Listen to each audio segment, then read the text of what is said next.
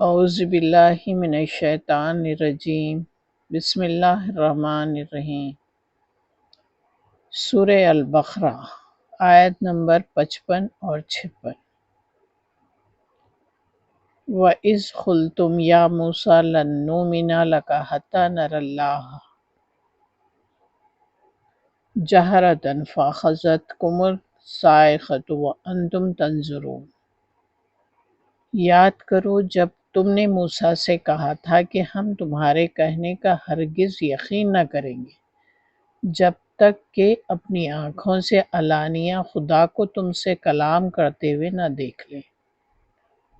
اس وقت تمہارے دیکھتے دیکھتے ایک زبردست صاعقے نے تم کو آ لیا، یعنی بجلی کڑکی۔ ثم بعثناکم من بعد موتکم لعلکم تشکرون۔ تم بے جان ہو کر گر چکے تھے، صاعقے کی وجہ سے گر چکے تھے، مگر پھر ہم نے تم کو جلا اٹھایا، یعنی پھر سے تم کو ٹھرا کر دیا یا زندہ کر دیا، شاید کہ اس احسان کے بعد تم شکر گزار بن جاؤ۔ یہ اللہ تعالیٰ ان بندوں سے کر رہے ہیں جو موسیٰ علیہ السلام کے ساتھ تھے۔ یوسف علیہ السلام کا بادشاہ سے عورتوں کے ہاتھ کاٹ لینے پر سوال۔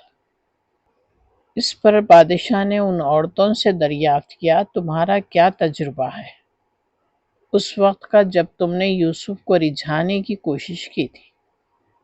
سب نے ایک زبان ہو کر کہا، حاشا اللہ، ہم نے تو اس میں بدی کا شائبہ تک نہ پایا، یعنی غلط کیریکٹر کے نہیں پایا ہم کو۔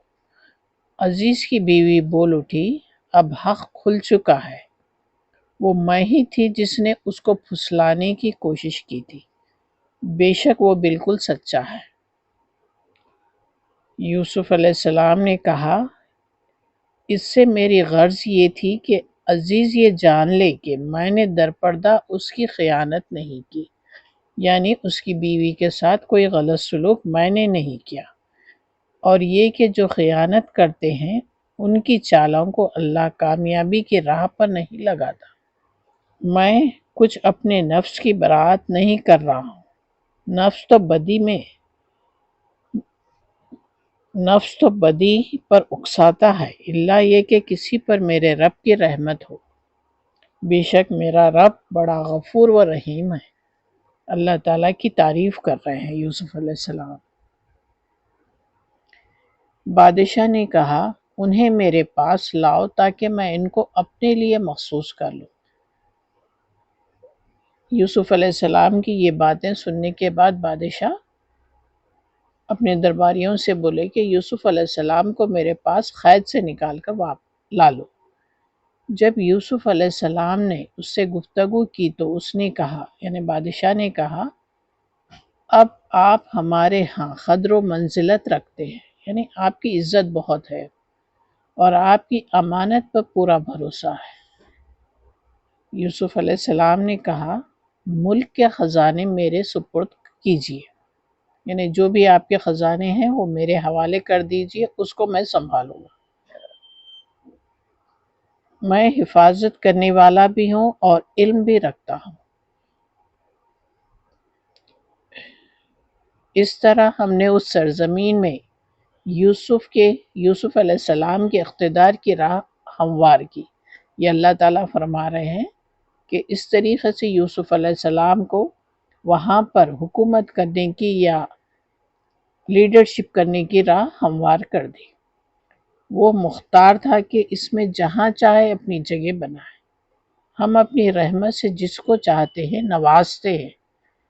اللہ تعالیٰ ہی فرما رہے ہیں کہ ہم اپنی رحمت سے جس کو چاہتے ہیں نوازتے ہیں۔ نیک لوگوں کا اجر ہمارے ہاں مارا نہیں جاتا، یعنی جو بھی نیک ہیں ہم اس کو اس کا بدلہ پورا دیتے ہیں، اور آخرت کا اجر ان لوگوں کے لیے زیادہ بہتر ہے جو ایمان لائے اور خدا ترسی کے ساتھ کام کرتے رہے۔ یہ ساری باتیں اللہ تعالیٰ یہ سارے بندوں سے ہی فرما رہے ہیں۔ یوسف علیہ السلام کے بھائی مصر آئے، یعنی جب یوسف علیہ السلام کو وہاں کا لیڈر بنا دیا گیا، اسی دوران میں یوسف علیہ السلام کے بھائی مصر آئے۔ آنے کی وجہ یہ تھی کہ قحط پڑ گیا تھا، جو مصر کے علاوہ اطراف کے علاقوں میں بھی وہ قحط چھا گیا تھا، تو وہاں سے وہ لوگ اناج کے لیے یہاں تک آئے تھے اور ان کے پاس حاضر ہوئے، یعنی یوسف علیہ السلام کے پاس ان کے بھائی حاضر ہوئے۔ اس نے یعنی یوسف علیہ السلام نے انہیں پہچان لیا۔ اپنے بھائیوں کو دیکھتے ہی یوسف علیہ السلام اپنے بھائیوں کو پہچان لیے، مگر وہ بھائی اس سے ناآشنا تھے، کیونکہ چھوٹے جب بچپن تھا جب کنویں میں پھینک دیے تھے، اب اتنے بڑے ہو گئے ہیں، اس کے بعد میں یوسف علیہ السلام کو وہ بھائی نہیں پہچان سکے۔ یہاں پھر 7-8 برس کے واقعات درمیان میں چھوڑ کر سلسلے بیان اس جگہ سے جوڑ دیا گیا جہاں سے بنی اسرائیل کے مصر منتقل ہونے اور حضرت یعقوب علیہ السلام کو اپنے گمشدہ صاحبزادے کا پتہ ملنے کی ابتدا ہوتی ہے۔ نے کس طریقے سے یعقوب علیہ السلام اپنے بیٹے یوسف علیہ السلام سے ملے ہیں، وہ واقعات اب بیان ہونے والے ہیں۔ بیچ میں جو واقعات چھوڑ دیے گئے ہیں ان کا خلاصہ یہ ہے۔ خواب والی پیش خبروں کے مطابق حضرت یوسف علیہ السلام کی حکومت کے پہلے 7 سال مصر میں انتہائی خوشحالی کے گزرے، یعنی جب آپ کو وہاں کے لیڈر بنائے گئے، عزیز بنایا گیا، تو 7 سال مصر میں بہت ہی خوشحالی کے گزرے، اور ان ایام میں انہوں نے آنے والے قحط کے لیے وہ تمام پیش بندیاں کر لی جن کا مشورہ بادشاہ کے خواب کی تعبیر یوسف علیہ السلام بتاتے وقت دے چکے تھے۔ بادشاہ جو خواب دیکھے تھے اس کی تعبیر بتا دیے تھے کہ آپ کے کنٹری میں پہلے قحط ہوگا، تو آپ اپنے اناج جو اگ رہا ہے اس کو کس طریقے سے 7 سال تک ضرورت کے مطابق کھا لینا، باقی کے اور 7 سال کے لیے بچا کے رکھنا۔ اس کے بعد قحط کا دور شروع ہوا، اور یہ قحط صرف مصر ہی میں نہیں بلکہ آس پاس کے ممالک بھی اس لپیٹ میں آ گئے تھے۔ شام، فلسطین، اردن، شمالی عرب، سب جگہ خشک سالی کا دورہ تھا۔ ایک کنٹری نہیں، کئی کنٹریز اس میں شامل ہو گئے۔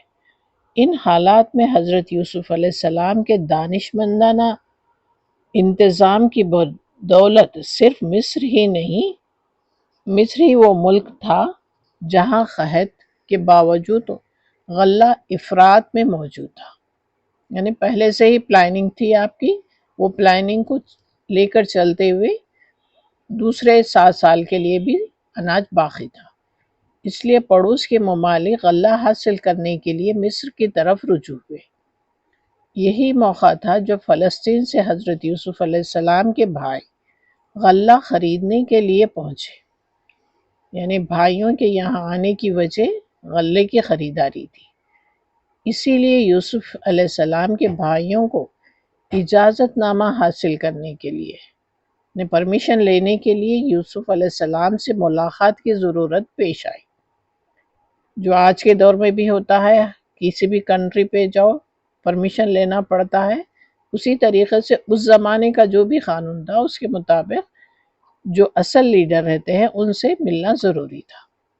پھر جب اس نے ان کا سامان تیار کروا دیا، یعنی یوسف علیہ السلام نے اپنے بھائیوں کو دینے کے لیے جو اناج تھا وہ دے دیے، چلتے وقت ان سے کہا اپنے سونتےلے بھائی کو میرے پاس لانا۔ مطلب کیا تھا؟ یوسف علیہ السلام کے بھائی جن کا نام بنیامین تھا، وہ اس ٹائم پر ان کے ساتھ نہیں تھے، یعنی اپنی جگہ سے کنعان سے یہاں تک مصر تک نہیں آئے تھے۔ وہ بنیامین یوسف کے سگے بھائی تھے۔ دیکھتے نہیں کہ میں کس طرح، یوسف علیہ السلام فرما رہے ہیں، دیکھتے نہیں کہ میں کس طرح پیمانہ بھر کر دیتا ہوں اور کیسا اچھا مہمان نواز ہوں۔ اپنے بھائیوں کو بتا رہے ہیں کہ میں کتنا اچھا ہوں، دیکھ لو، پیمانہ بھر کر دیتا ہوں، یعنی جتنا بھی ایک ایک آدمی کو دینے کا پلان تھا وہ پورے پلان کے حساب سے دے رہے تھے۔ اگر تم اسے نہ لاؤ گے، یعنی اپنے بھائی بنیامین کو نہ لاؤ گے تو میرے پاس تمہارے لیے کوئی غلہ نہیں ہے۔ جب دوسری دفعہ آئیں گے تو اپنے بھائی کے ساتھ آنا، نہیں تو میرے پاس کوئی بھی غلہ تم کو نہیں ملے گا، بلکہ تم میرے قریب بھی نہ پھٹکنا۔ یوسف علیہ السلام نے وارننگ دے دی۔ انہوں نے کہا ہم کوشش کریں گے کہ والد صاحب یعنی یعقوب علیہ السلام اسے بھیجنے پر راضی ہو جائیں، اور ہم ایسا ضرور کریں گے۔ بھائی وعدہ کرتے یوسف علیہ السلام سے کہ ہم ہمارے سوتیلے بھائی کو اپنے ساتھ لے کر آئیں گے۔ یوسف علیہ السلام نے اپنے غلاموں کو اشارہ کیا کہ ان لوگوں کو اناج کے عوض جو مال پیسہ دیا ہے، پیسہ جو بھی دیے ہیں، جو بھی اس زمانے کی کرنسی تھی اس حساب سے جو بھی دیے ہیں، وہ چپکے سے ان کے سامان ہی میں رکھ دو، یعنی اپنے بھائیوں سے یا اپنے والد سے کچھ پیسہ لینا نہیں چاہے، واپس رکھا دیے۔ یہ یوسف علیہ السلام نے اس امید پر کیا کہ گھر پہنچ کر وہ اپنا واپس پایا ہوا مال یعنی پیسہ پہچان جائیں گے یا اسی فیاضی پر احسان مند ہوں گے، اور عجب نہیں کہ پھر پلٹے، یعنی دوبارہ پھر آئیں گے، یہ امید پر دے دیے پیسہ واپس، لیکن بتائے نہیں کہ آپ کے سامان میں یا آپ کے تھیلے میں پیسہ بھی رکھ دیا ہو، یہ بتائے نہیں۔ جب وہ اپنے باپ یعقوب علیہ السلام کے پاس گئے تو کہا ابا جان، آئندہ ہم کو غلہ دینے سے انکار کر دیا گیا ہے، ریزن کیا ہے وہ بھی بتا رہے ہیں، لہٰذا آپ ہمارے ساتھ ہمارے بھائی کو بھی بھیج دیجیے۔ بھائی کو بھیج دینے کا مطلب بنیامین کو بھیج دیں، تاکہ ہم غلہ لے کر آئیں اور اس کی حفاظت کے ہم ذمہ دار ہیں۔ یعقوب علیہ السلام کو معلوم تھا کہ پہلے یوسف علیہ السلام کو یہ لوگ کھو کر آئے ہیں، اب یہ بھائی کو یہ بیٹے کو بھیج دیں گے بنیامین کو تو اس کو بھی کھو دیں گے یہ لوگ۔ یعقوب علیہ السلام نے جواب دیا کیا میں اس معاملے میں تم پر بھروسہ کروں؟ تم پر ویسا ہی بھروسہ کروں جیسا کہ اس سے پہلے اس کے بھائی یعنی یوسف کے معاملے میں کر چکا ہوں۔